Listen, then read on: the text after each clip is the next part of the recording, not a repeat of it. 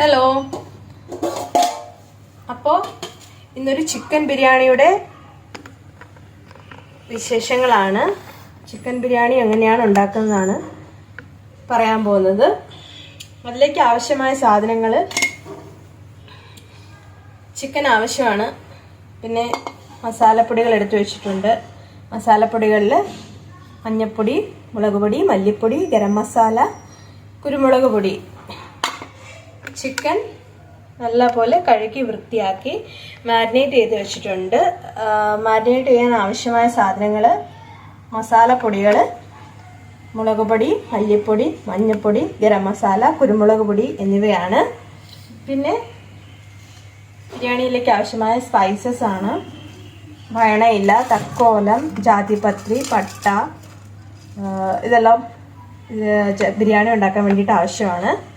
പിന്നെ സവാള ആവശ്യമാണ്. സവാള അരിഞ്ഞു വെച്ചിട്ടുണ്ട്.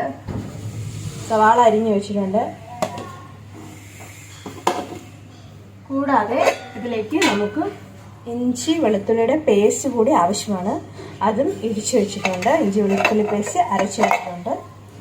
പിന്നെ ഒരു അരമുറി തക്കാളിയാണ്. തക്കാളിയും മുറിച്ച് വെച്ചിട്ടുണ്ട്. ഇപ്പോൾ സിമ്പിളാണ്.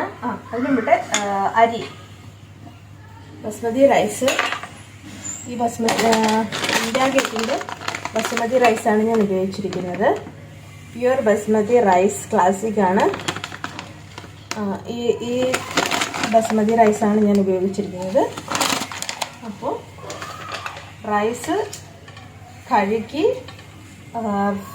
കുതിർക്കുക. 15 മിനിറ്റ് നമുക്ക് വെള്ളത്തിലിട്ട് കുതിർക്കണം. ഇത് വെള്ളത്തിലിട്ട് കുതിർത്ത് വെച്ചിരിക്കുകയാണ്. 15 മിനിറ്റ് ആവാറായിട്ടുണ്ട്. ഇത് മാരിനേറ്റ് ചെയ്ത് 15 to 20 മിനിറ്റ്സ് ഫ്രിഡ്ജിൽ നിന്ന് വെച്ച് എടുത്തതാണ് ചിക്കൻ. അപ്പോൾ എണ്ണ ചൂടാക്കാൻ വെച്ചിട്ടുണ്ട്. അപ്പോൾ എണ്ണ ചൂടായിട്ട് വരുമ്പോഴത്തേന് നമുക്ക് ഉള്ളി ഫ്രൈ ചെയ്യാം, ഉള്ളി വറുക്കാം. അപ്പോൾ സവാള അരിഞ്ഞ് വറുത്ത് കോരണം. ഹൈ ഫ്ലെയിമിൽ വെച്ചിരിക്കുകയാണ്. സവാള ഫ്രൈ ചെയ്ത് മാറ്റി വയ്ക്കുക, അടച്ചു വയ്ക്കാം.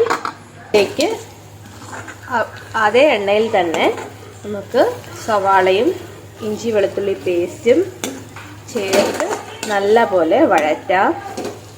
ഏകദേശം വഴണ്ടി വരുമ്പോഴത്തേന് നമുക്ക് ഇതിലേക്ക് തക്കാളിക്ക് ചേർത്ത് കൊടുക്കണം. തക്കാളിക്ക് അരിഞ്ഞത് ചേർത്ത് കൊടുക്കാം. തക്കാളിക്ക് അരിഞ്ഞത് ഇതിലേക്ക് ചേർത്ത് കൊടുക്കുകയാണ്.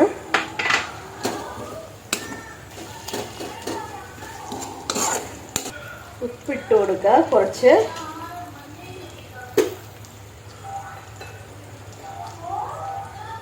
ഉപ്പിട്ട് കൊടുക്കാം.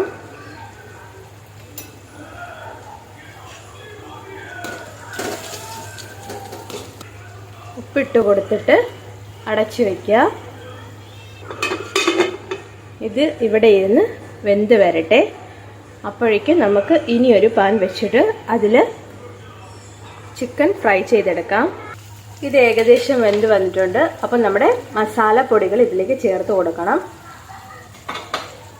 മസാലപ്പൊടികൾ ഓൾറെഡി എടുത്തു വെച്ച് കഴിഞ്ഞു. മസാലപ്പൊടികൾ ചേർത്ത് കൊടുത്തു. പിന്നെ നല്ലപോലെ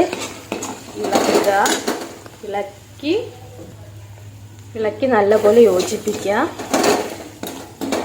പച്ചമണം മാറുന്നത് വരെ ഇതിനെ നല്ലപോലെ ഇളക്കി യോജിപ്പിച്ച് കൊടുക്കണം. പച്ചമണം മാറിയിട്ടില്ല, കുറച്ചും കൂടെ മാറാനുണ്ട് കേട്ടോ. അപ്പോഴത്തേനും ഇതിലേക്ക് ശകലം വെള്ളം ചേർത്ത് പിന്നെയും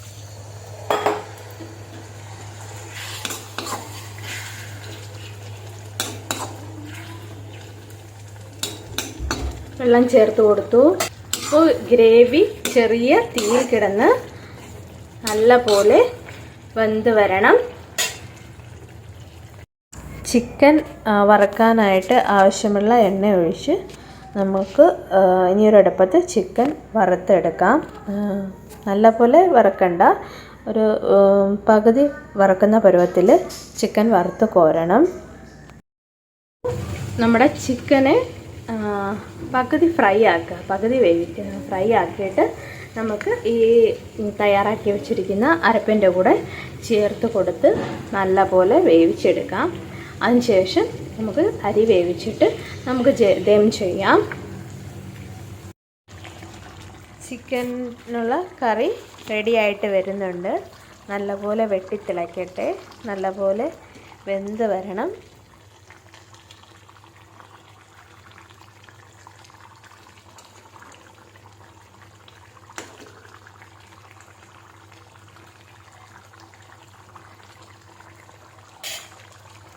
ാണ് ബിരിയാണി റൈസ് തയ്യാറാക്കാൻ പോകുന്നത്.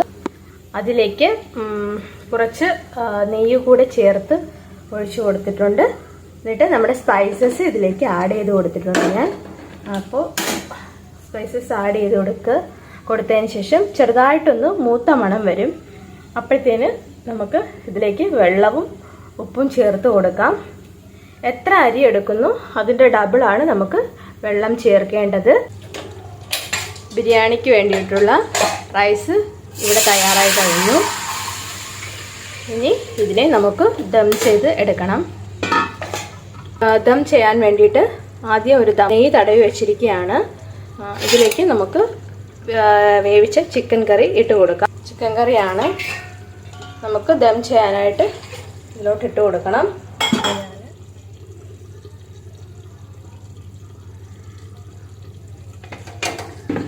ചിക്കൻ വറുത്തതുണ്ട് കേട്ടോ.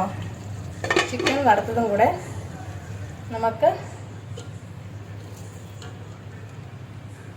ഫ്രൈ ഇതിൻ്റെ ദമ്മിൻ്റെ കൂട്ടത്തിലിട്ട് വയ്ക്കാം. മല്ലിയിലയൊക്കെ ഉണ്ടെങ്കിൽ ആഡ് ചെയ്ത് കൊടുക്കാം. എൻ്റെ കയ്യിൽ ഒന്നും ഇല്ല. അപ്പോൾ നമ്മുടെ ബിരിയാണി ഇവിടെ റെഡിയായി കഴിഞ്ഞു. Thank you for watching video. അടുത്ത വീഡിയോയുമായി വീണ്ടും കാണാം. അതുവരയ്ക്കും